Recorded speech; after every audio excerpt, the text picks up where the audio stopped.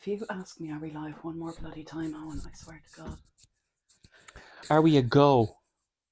You're so proud of yourself. Yeah.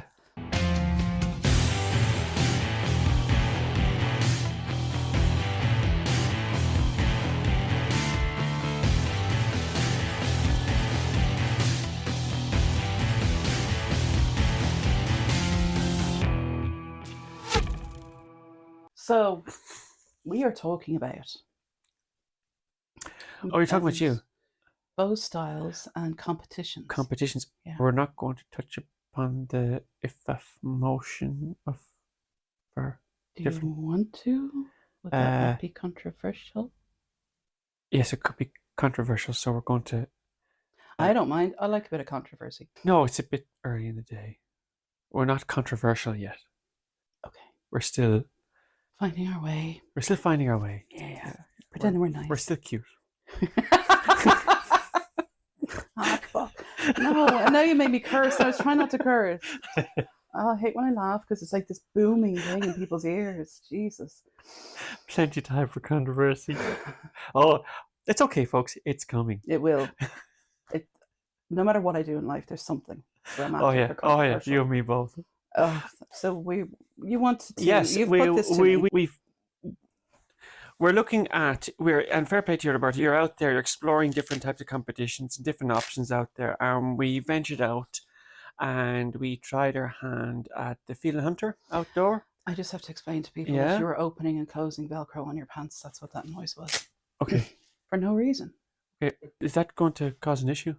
Well, yeah, we'll have. No, actually, my phone was falling out of my pocket, so I just wanted to secure We're going to have so many letters of complaint now, sent in a stamped addressed envelope so they get replies, and I'm going to give them your address. That's fine. I'll respond to them. Tell them it was Velcro. And anyway, so we were trying out different, because fair play, you've done your beginner's course, you're in the hall, you're practicing, you're getting familiar with your bow, your grouping is tightening up really nice, and the next stage now is seeing where we're going to go with that. And we had a look at the Field and Hunter and Leash, and we tried that. And we're looking for a different way of exploring target archery as well. Yep. So one of the avenues that we're exploring is word archery indoor, in particular their 18-meter format. And fair play, you've started working towards that. We're doing a bit of practice for that. Yeah. It's still July. No, it's June now, coming into July. And indoor season usually starts around, say, October or so. There'll be a huge selection there. Indoor competitions coming just shooting 3 arrows. It's so boring. Yeah, so we're going to go here. So, you see, and this is one of the reasons that I thought that maybe this is something we could work with. The way their scoring works is you shoot 3 arrows. Like when you're shooting arrows, you've got the 3 ways that you've got an end, which is like you're shooting your 3 arrows. Your set is a collection of those arrows within a certain kind of time frame. It's called a set or a unit, and usually 2 units make up a round. So a round usually consists of 2 units or 2 sets, and the sets consist of a series of ends. And ends is a small group of arrows that you shoot. So you're shooting ends of 3, which is basically 3 arrows. Yeah. And a set, I think, there's about 10 sets, I think, in it. So 30 arrows. 10 by 3, 30 arrows. And you're shooting 3 arrows per end. And the way it works is you shoot the 3 arrows. I think you've got 3 minutes per end. And you score them. You're using an Archery Ireland or World Archery. I think it says 60 centimeter face. Center ring is 10. Outermost ring is 1. And that's where you're at now. We've started going down the route where you're practicing with it. How are you finding it? Because I'm going from shooting 12 and just firing them off to shooting 3 and have 3 minutes, so I can take my time. Yeah. But then the other part of me is I'll just hoof them all away and then just sit there and watch everyone else type of thing. Yeah. And on Wednesday I was shooting like crap. Okay. So occasionally I'd get really annoyed and just grab all the other arrows and just start firing them off. Okay. Which was a little bit of therapy. But did your shooting improve because of that? I mean, I'm not being trying to be smart here, but when you shot off the 12, was that just shooting them off, or were you shooting them off? Were you shooting your 12 hours and going? And were they grouping? Had you got something in mind? Start grouping, and that's the thing I find with the 3. I've just figured out where that is now. No, I'm finished. Yeah, because the thing about the 3 arrows, and because what I'm conscious of as well, when I was exploring this competition with you, is that it allows you a certain amount of time to collect yourself and just pause and take some time out as well, because in these competitions, 30, you could be shooting like maybe up to 120 arrows a day, which is a lot of arrows. Yeah.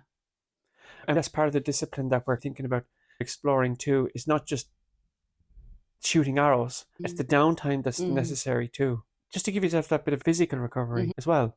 Yeah, I find in that regard, obviously my shoulder's not giving out or whatever. Yeah. Back obviously is starting to twinge up again. I don't know why. I think it's because there's the whole expansion thing. There's the anchor point. There's all of that kind of stuff. So it's different muscles again are being used. And Yeah. Now, and to be fair to yourself, when you're doing these competitions, and maybe something that we could look at in the hall as well, and see, this is why I was chatting to you about maybe if you're setting up your little target at home as well, because I know when you come to the hall, you want to get value, but you, and I fully appreciate that and respect that 100%.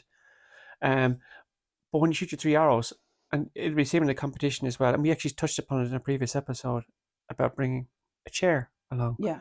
But just sit down, Yeah, take your time out, collect yourself, pause, take a drink, take the weight off, relax. Do you know what though? That's kind of scary. Why?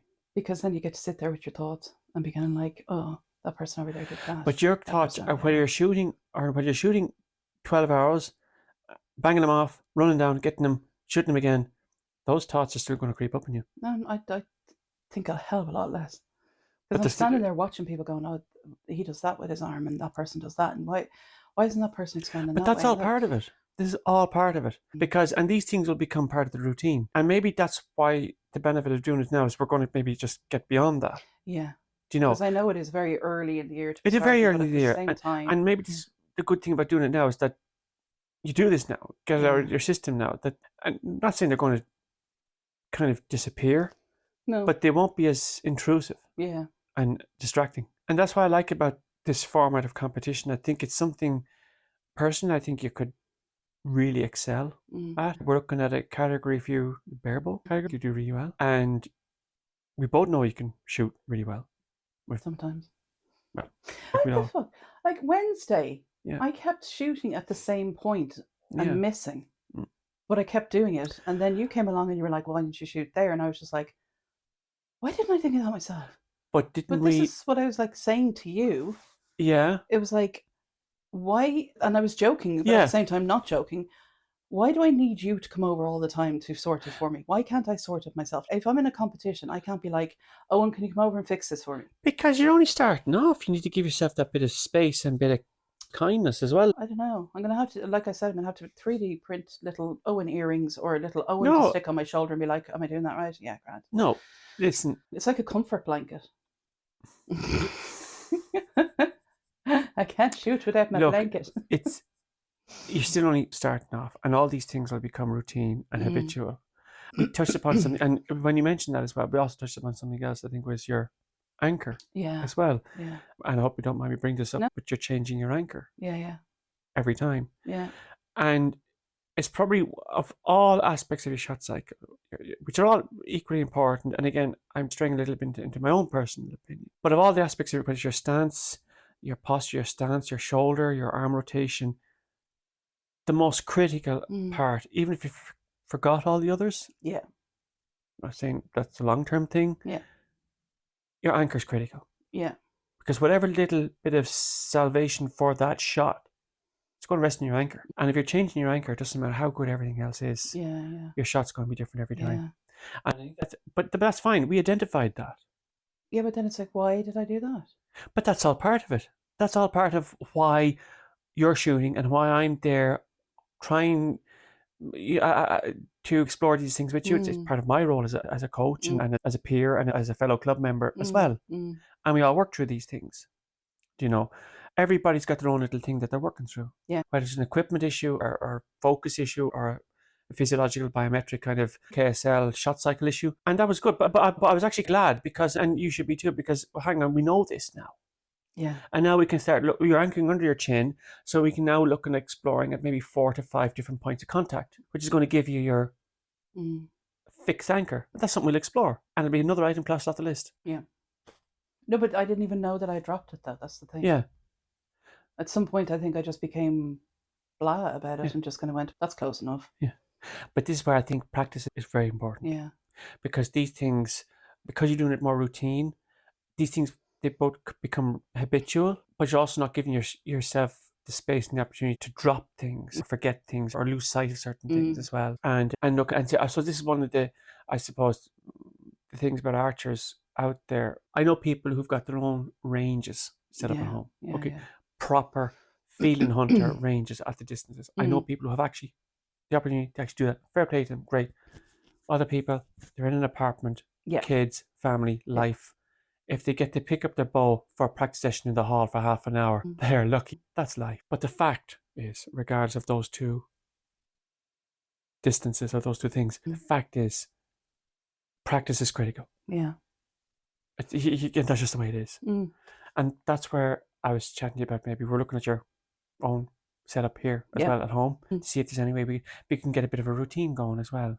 So that way, when you come to the hall, you've got a few things already worked through as well. But I think, but this is all part of the journey, is identifying little things like that too. Yeah, I know, but impatient me, perfect me is like, what are you doing? Why are you doing that now? No, why did you drop that? If you're being stupid, go back to doing that. Yeah.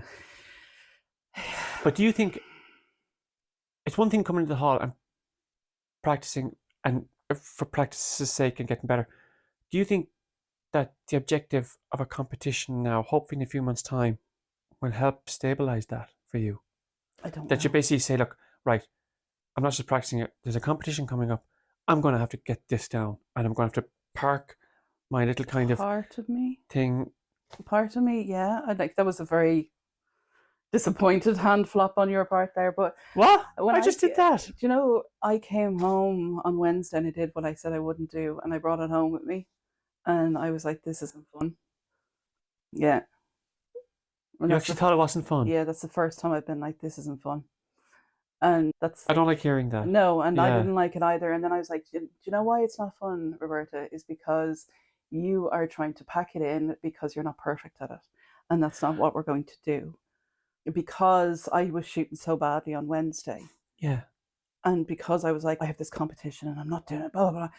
The competition is in months, It's in months. You've got a lot of time, and we've a lot of work to do. Yeah. But we'll get there. But that's the first time I have come home from archery and been like, this is not fun. Okay. But I know what that is. Yeah. And that's why I'm like battling these two sides of myself. I think every archer out there, if they're truly honest with themselves, has had moments, weeks, months like that, where they're looking at their bow and going, I hate this. Why am I doing this to myself? I don't need this. Yeah. I could go to a movie. I could go for a walk. I could go on holidays. I don't need this in my life. I think every single archer has thought.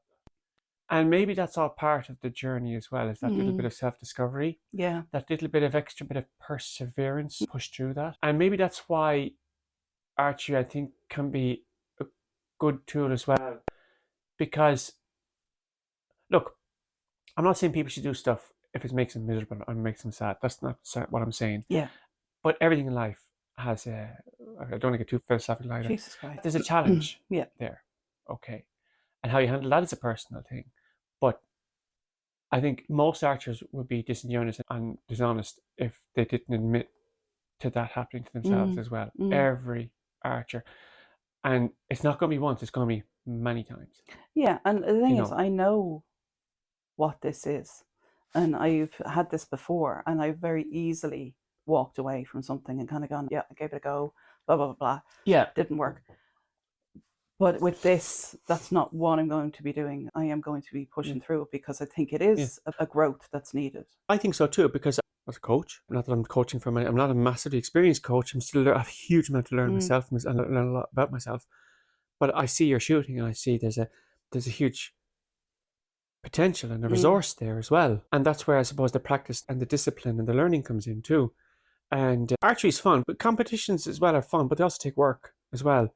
And there's going to be highs and lows and dips and highs and things like that. And I suppose expecting something, it's funny because you were talking about that, the whole thing about the dopamine thing as well there a couple of weeks back as well. And the consistent high and the consistent rush and the consistent, I suppose, the pleasure fix.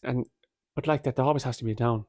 Yeah. It's a balance. It's just the way it is. And sometimes, it's okay to take a break and step back for a bit. But that's part of, because you're going to be in a competition after having prepared for it, and you're during the competition, you might just feel that way. It might just flicker past. You go, I hate this. What am I doing this for? Yeah. I'm actually not enjoying this. Yeah. This is annoying. Yeah. But you need to push it past, right? The next end. Yeah. The next end. The Yeah. next end. Push past that. Yeah. And then you come to the final end. Now you might have shot. You might have, but you've done it. But I've done it. Yeah. Exactly. You've done it. Yeah.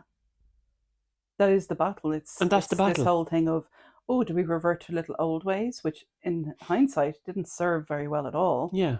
Or and I know there's people listening who are like, you're at your age, you'd want to cop on, like, and what I intend to do is push past that and be like, yeah, we're not going to repeat these actions that we did before, because it left us, and I speak like I'm plural, it left me miserable. You know what I mean? I'm feeling very defeated. Yeah. I know I'm capable of stuff. Yeah. And for me, it's 100% mental. Like, I know physically I can do it. But it's true. Look, mind you, the last couple of competitions, where I think one of them was bearable, the other one was compound. I completely tanked.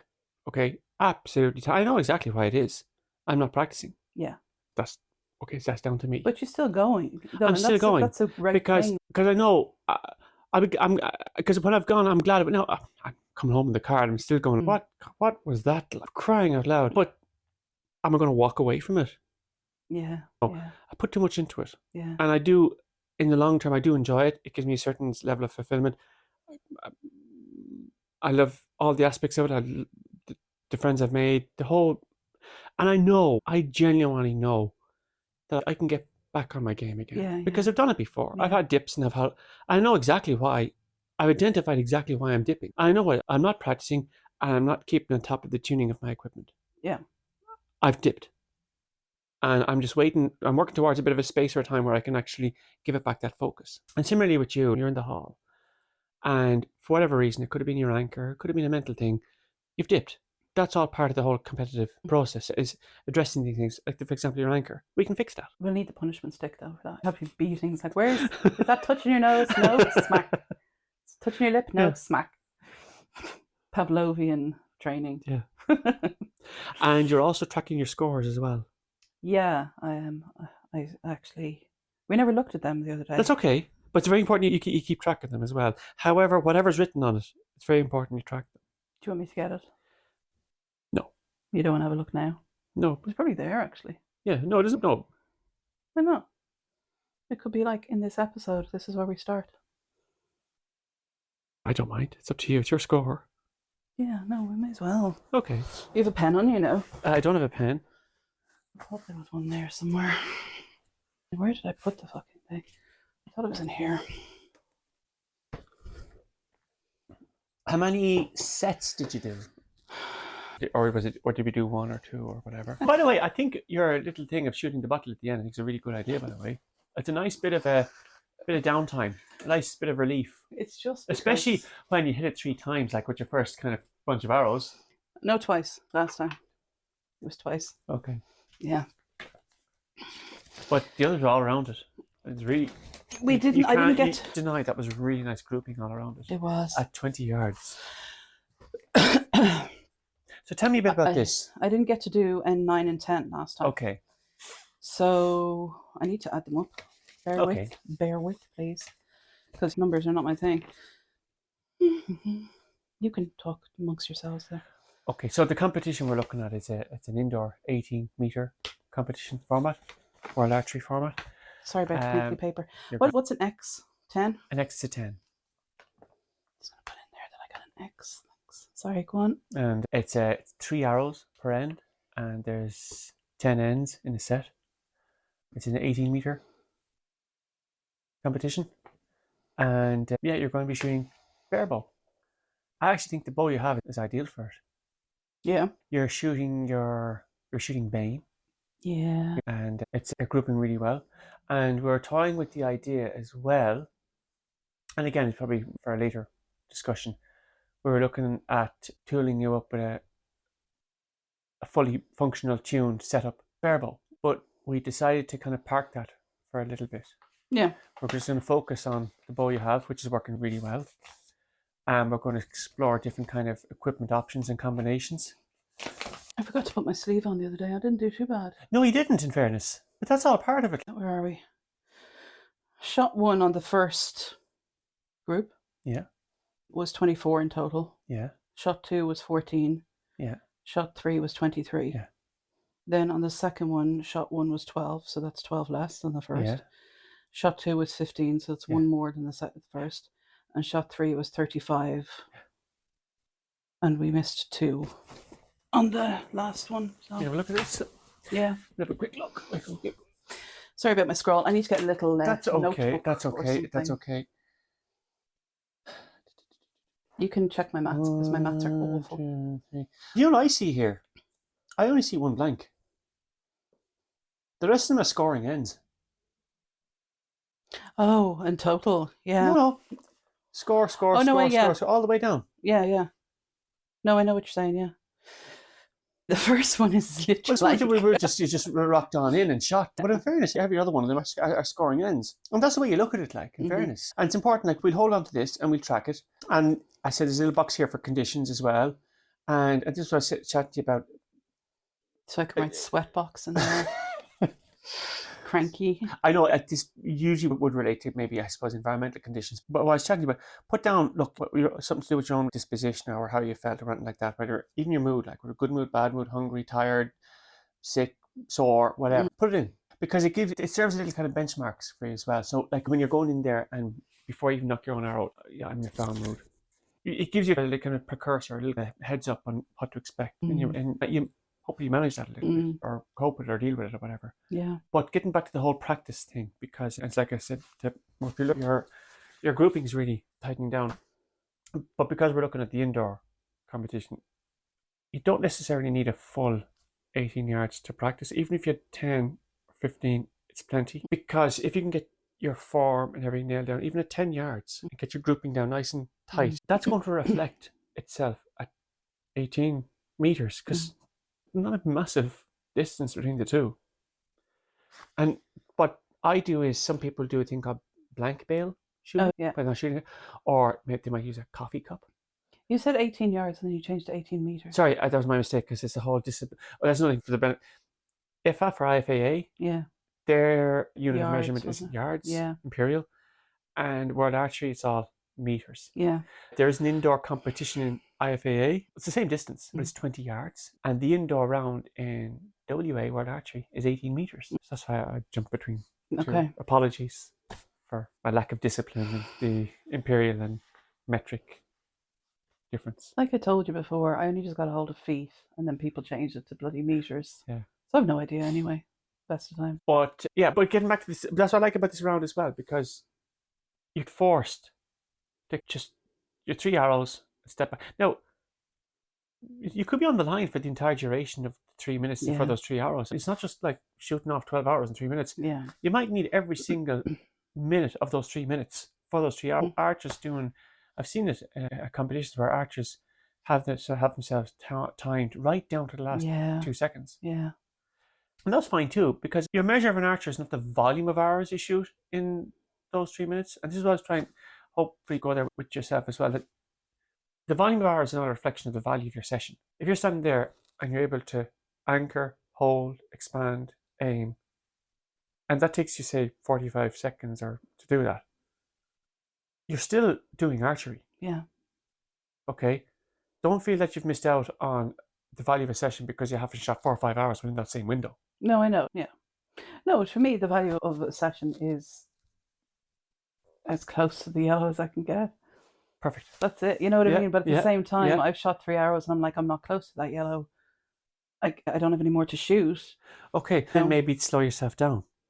Yeah, but still, I could still slow myself down, but then I will still, in that 3 minutes of shot, and still not be close to the yellow and still be like, I wasted my time. But then this is where we're going to go back and we're going to look at things like in particular, your anchor. Yeah. Okay, that's going to be, when we get back into the hall, that's going to be our next little discussion. I think given that on Wednesday, we figured out that where I was aiming was not where I should be aiming. Like, that's in my head. That's very much in my head. But these are all the little things that you go, whether it's your aiming or your anchor. These are all the little things. And eventually, process of elimination, they'll become habitual. I know, but why did I keep aiming at the same spot when it wasn't working? And I did that for practically the whole session until you came over and said, "Do you mind if I spot you?" And I gave you abuse as usual. And then you spotted me and you were like, "Why?" Essentially, in nicer words, you were like, "Why are you aiming there?" Is it a confidence thing? And what I mean by that is, No. you were shooting at a spot, your arrows weren't going where you wanted them to be, like you were aware of that. Did you? And we touched upon like, well, it was only when I wandered over. I mentioned this to you. It's not because I made any big kind of incredible revelation or displayed any prowess of archery knowledge. I just showed you something that you already knew. No, I don't. And I don't know what it was, Owen. I think I went in a scorpy mood on yeah, Wednesday. then so No. then it was just maybe it was just belligerence. That like I'm shooting at, that's what I'm going to shoot at, Yeah. and just take down. No, you know what? That's not working. I'm going to move it down 5 centimeters or 10 centimeters or 6 centimeters, and that's what. But no, I'm going to shoot that. But I think it You was know, more like in the past when I've shot yeah, that, it's been fine. So why is it not fine now? And then because it was because of the anchor point thing that I had it's the anchor completely point as well. forgotten. And you see, and I often find this with archers as well, because fair play, you're coming, you're shooting quite a bit now in the hall, a lot, and you'd be surprised. People's when they do archery, their flexibility improves. I've noticed that, and you might have a beginner at the start of their archery journey, and they're grouping really well and they're shooting well. And all of a sudden things start to change. And you can't explain it. But all this is they're loosening up, they're expanding, they're stretching more, they get more out of their bow. Yeah. And that's going to change the whole dynamic of the arrow and how it flies. There's that going on too. But that'll all settle down eventually as well.